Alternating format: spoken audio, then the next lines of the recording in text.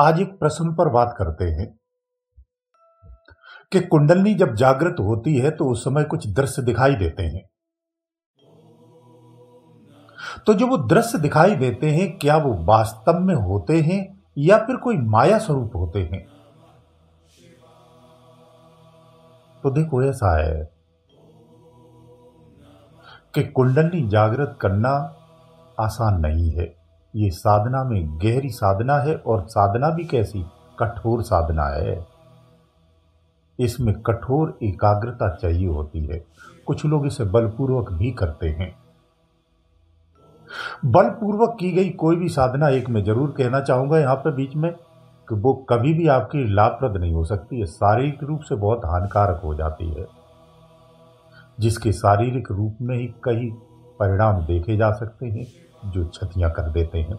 इसीलिए बलपूर्वक कभी भी कोई भी साधना नहीं की जाती है, और ना ही करना चाहिए। एक बात। दूसरा ये कि कुंडलनी जब आपकी जागृत होती है तो जो दृश्य आपको दिखते हैं, वो दृश्य क्या वास्तविक होते हैं या माया स्वरूप है?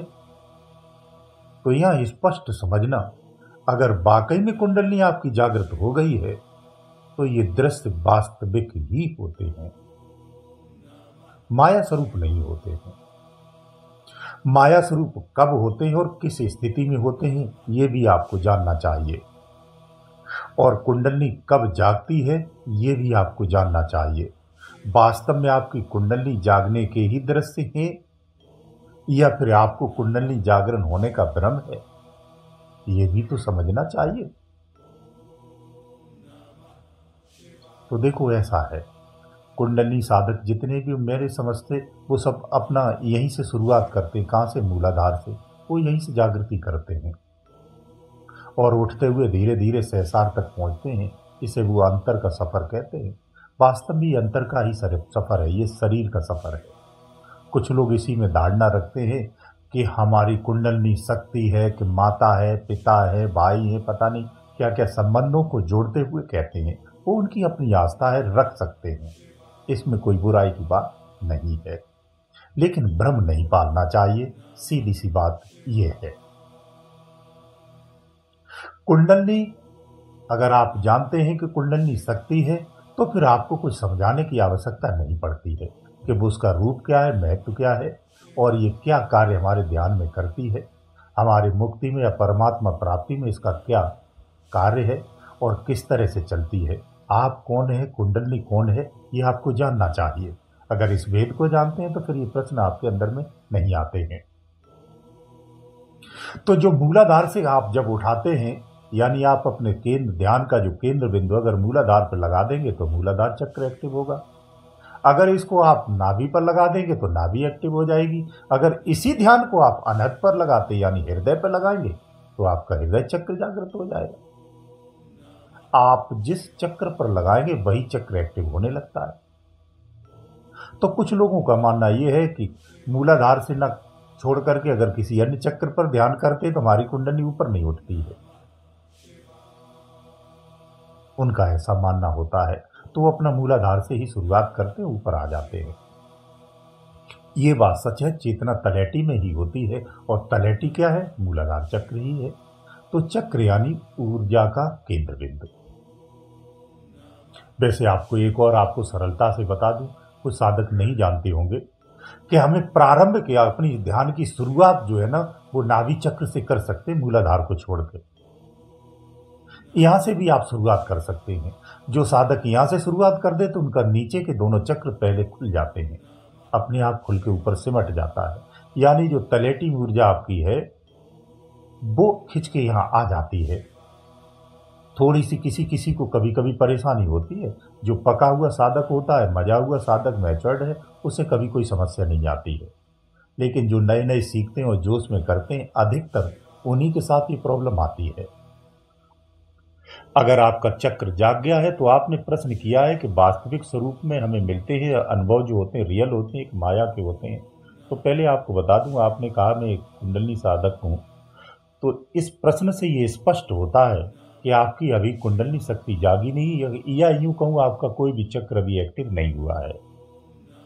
ये बात क्यों कह रहा हूं? इसलिए कह रहा हूं अगर आपका चक्र एक्टिव हो जाता ना तो आप ये प्रश्न नहीं करते, क्योंकि उसे इसका समाधान मिल चुका होता है। ये उसे अनुभव होता है कि क्या हमें मिलता, क्या नहीं मिलता है। इसे स्पष्ट समझ लीजिए इस तरह से, आपका कोई भी चक्र जागृत होता है, आपकी कुंडली अगर जागृत होती है तो जो अनुभव मिलते हैं वो एकदम सत्य और स्पष्ट होते हैं, माया स्वरूप नहीं होते हैं। माया स्वरूप जो अनुभव होते हैं वो इस तरह से कुंडली जागृति में नहीं होते हैं, वो स्थिति अलग होती है। यहां सब रियल होता है, वास्तविक होता है। इसलिए जो साधक रिद्धियों सिद्धियों में विश्वास रखते हैं, परमात्मा प्राप्ति के नहीं धन और वैभव के लालच से ध्यान करते हैं, तो फिर उन्हें नाभि चक्र पर ध्यान करना चाहिए। नाभि चक्र को जो जीत लेता है वो गुरु गोरखनाथ की तरह हो जाता है। यहां असीम शक्तियां हैं, अपार शक्तियां हैं। ये शक्तियों का भंडार है। शरीर से बाहर निकलने की यहां भी स्थिति है, ये भी एक द्वार है जहां से निकल करके आप अंदर बाहर हो सकते हैं, ये भी मार्ग है। लेकिन जो अन्य मार्ग है, जो मुख्य मार्ग है, उस मार्ग से बहुत भिन्न है। इस रहस्य को आपको जानना चाहिए। इसीलिए जो श्रेष्ठ संत हुए हैं उन्होंने इस स्थिति को जागृत और एक्टिव तो किया है, लेकिन इस मार्ग का उन्होंने जीवन में कभी प्रयोग नहीं किया है, क्योंकि उन्हें तो केवल एक ही मार्ग चाहिए जो अंतिम मार्ग है। सिर्फ उन्होंने उसकी खोज की है और उस मार्ग से ही बाहर हुए हैं। ये उनका प्रयास रहा।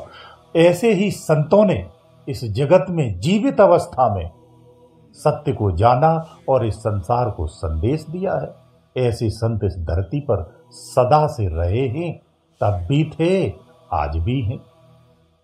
समय के अनुसार स्थितियों और परिस्थितियों के कारण उनके रूप और रंग बदलते रहते हैं। उनके अवतार सदा से होते आए हैं, आज भी होते हैं, वर्तमान में भी हैं। संतों के बिना ये धरती कभी खाली नहीं रही है। इस धरती पर सदा से संत रहे हैं और रहने वाले। तो ये बात हमें समझना चाहिए कि माया और रियलिटी का अगर सच जानना है तो एक और बाहरी चीज समझा देता हूं, इससे समझ में ज्यादा अच्छे से आएगा कि हमें ज्ञान नहीं चाहिए, और हमें अगर ज्ञान चाहिए तो उतना चाहिए कि जितना मैं बोधी हो सकूं। हमें बोधी बनना है, बोधयुक्त ज्ञान चाहिए, ज्ञान नहीं चाहिए। लेकिन संसार में ज्ञानी अधिक है, बोध ज्ञान नहीं है, केवल ज्ञान है। तो जो केवल ज्ञान है वो हमारे जब बोधयुक्त क्षेत्र में प्रवेश करते हैं तो वो ज्ञान दरा का दरा रह जाता है, किसी काम नहीं आता। आप बाणी से कोई मंत्र का जाप करते हैं, जब आपका अंतिम समय आएगा तो आप इतनी स्वस्थ होंगे, उस समय आपकी स्थिति नहीं होती कि इस मंत्र का आप जाप कर सकते। तो फिर ये मंत्र कैसे सद्गति देगा आपको? ये मंत्र अंतिम समय काम नहीं आते। इस बात को हमेशा याद रखो। प्रभु की दी हुई व्यवस्थाओं में अपनाना चाहिए, उससे आप जाएंगे तो आपकी शरीर की स्थिति अच्छी रहे या बुरी रहे, बूढ़े रहे या जवान रहे, बीमार रहे और स्वस्थ रहे, मौन व्रत रहे, या आपकी वाणी ही बंद हो जाए तो भी आपकी वाणी अंदर की तो चलेगी ना। तो आप उस व्यवस्था में तो भी अंतिम क्षण तक भजन कर सकते हैं, अंतिम क्षणों तक उसे जान सकते हैं, उस स्थिति में प्रवेश करने में सक्षम होते हैं। यही सत्य इतनी छोटी सी बात है, इसको समझना चाहिए। ये सब बोध ज्ञान से ही प्राप्त होता है। बोध ज्ञान ही पूर्ण ज्ञान है।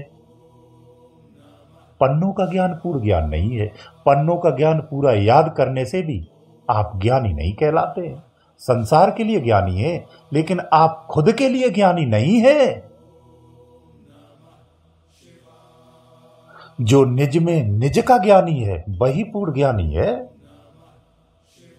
कुंडलनी साधना से ये ज्ञान प्राप्त होता है, उसे निज का ज्ञान होता है ना, वो बोध ज्ञान है। तो इसलिए वो सच्चा ज्ञान है, माया स्वरूप नहीं है। स्वप्न अवस्था में या सूक्ष्म अवस्था में, यानी ध्यान की जो दूसरी अवस्था है, उस स्थिति में जो अनुभव प्राप्त होते हैं वो माया स्वरूप होते हैं। तो इस तरह से आपको समझना चाहिए। उम्मीद है आपको बात ये समझ में आ गई होगी। गुरुदेव दयालु, गुरुदेव।